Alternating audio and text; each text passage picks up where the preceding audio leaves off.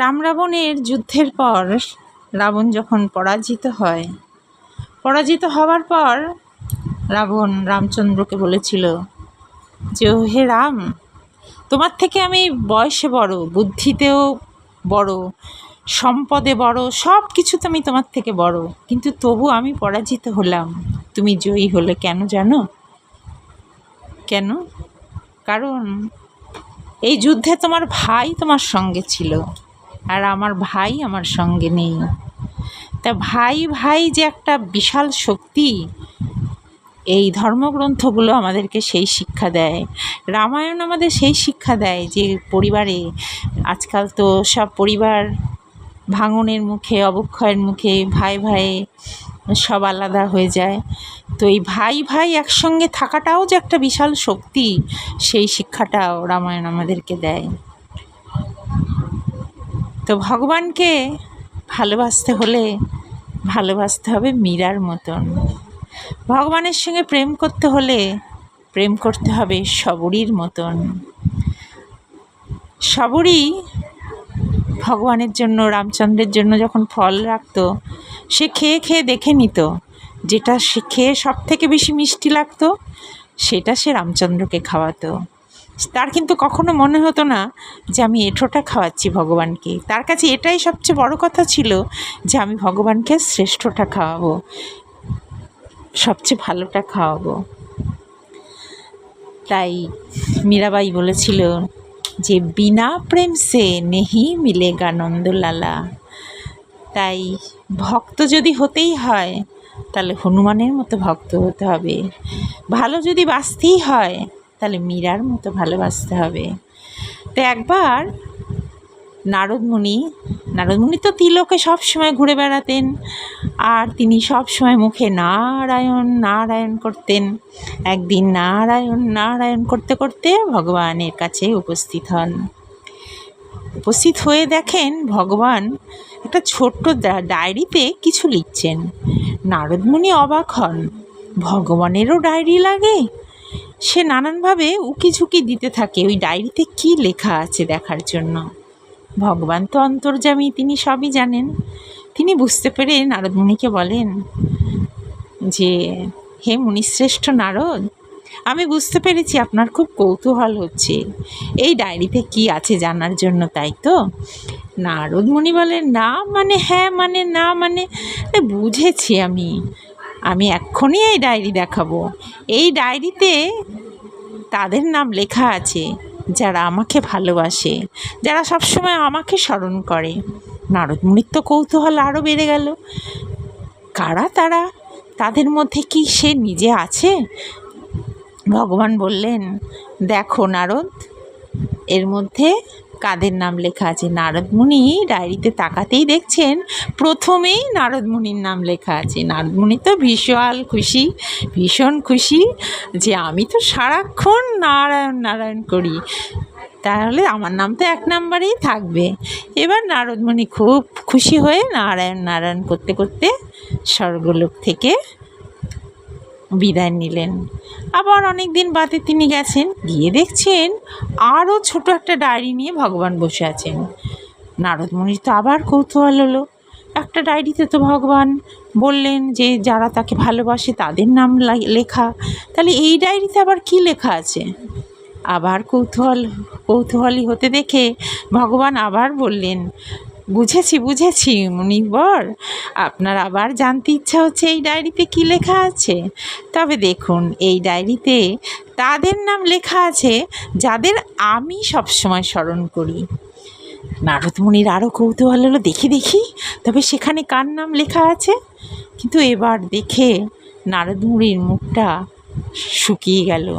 সেখানে দেখছে প্রথমে লেখা রয়েছে হনুমানের নাম, কারণ হনুমানে হচ্ছে সর্বশ্রেষ্ঠ ভক্ত। হনুমানের মতো ভক্ত কিন্তু আর কেউ ছিল না।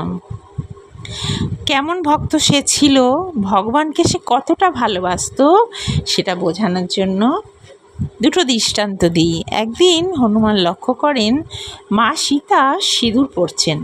হনুমান জানতে চায় যে, মা, এটা তুমি কেন পরছো? মা সীতা জানান, তোর প্রভুর মঙ্গলের জন্য।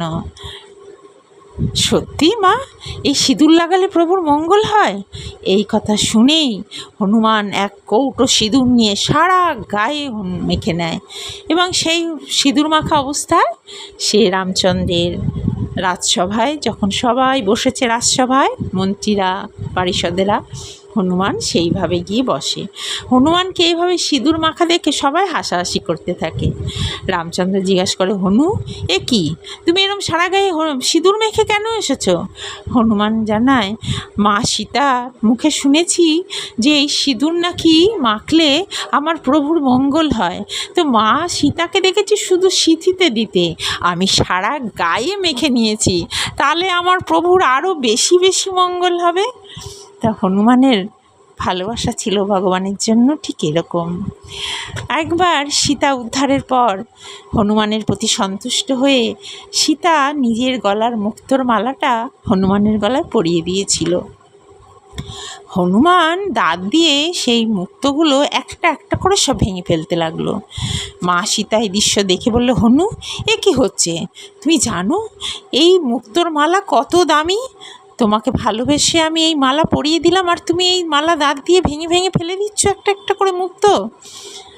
তখন হনুমান হাত জোড় করে বলছে, মা, এর মূল্য কত সে তো আমি জানি না, কিন্তু যেই জিনিসটার ভিতরে, যার ভিতরে আমার প্রভুর নাম লেখা নেই, আমার কাছে তার কোনো মূল্য নেই।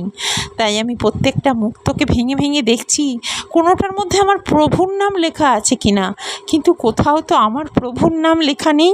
তাই তোমাদের কাছে এর কত দাম আমি জানি না, কিন্তু আমার কাছে এই মালার কোনো দাম নেই। আমার কাছে আমার প্রভুই সব। তো হনুমান ছিল এমন ভক্ত, সে সবসময় এটাই চিন্তা করত, কি করলে আমার প্রভুর মঙ্গল হবে, কি করলে আমার প্রভুর সুখ হবে। তো সেই জন্য শাস্ত্র বলছে, ভক্ত যদি হতেই হয় হনুমানের মতো ভক্ত হও, ভালো যদি বাঁচতেই হয় মীরাবাইয়ের মতো ভালোবাসো, যদি সেবা করাতেই হয় তাহলে বিদুরের স্ত্রীর মতো সেবা করাও, সেবা যদি করাতেই হয় শবরীর মতো প্রতীক্ষা করো ভগবানকে সেবা করানোর জন্য। আমরা ব্রিটিশ আমলে দেখেছি, এটা তো ব্রিটিশ আমল মানে তো খুব বেশি দিনের কথাও নয়। তো সেই সময় এক রাজা ছিলেন, তিনি এত ভগবত প্রেমী ছিলেন, মদনমোহনের সেবা ছাড়া তিনি কিছুই বুঝতেন না, এবং তার যা কিছু সুবিধা অসুবিধা তিনি সব কিছু মদনমোহনের চরণেই সমর্পণ করতেন।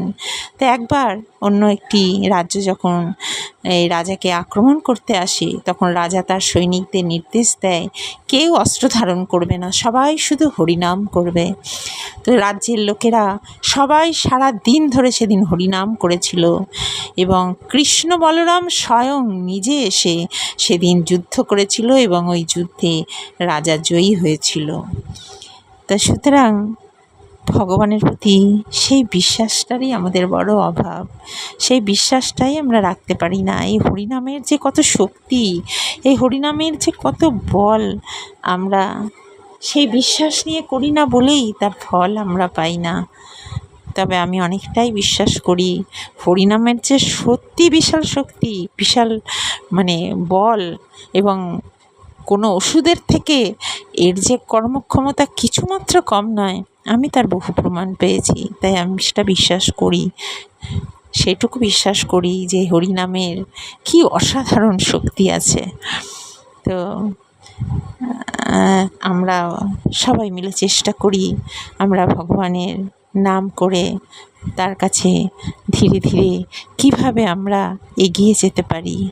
তাই এসো সবাই মিলে আমরা হরে কৃষ্ণ কৃষ্ণ কৃষ্ণ হরে হরে, হরে রাম রাম রাম হরে হরে, এই মন্ত্র, এই মহামন্ত্র আমরা প্রতিদিন যেন জপ করতে পারি।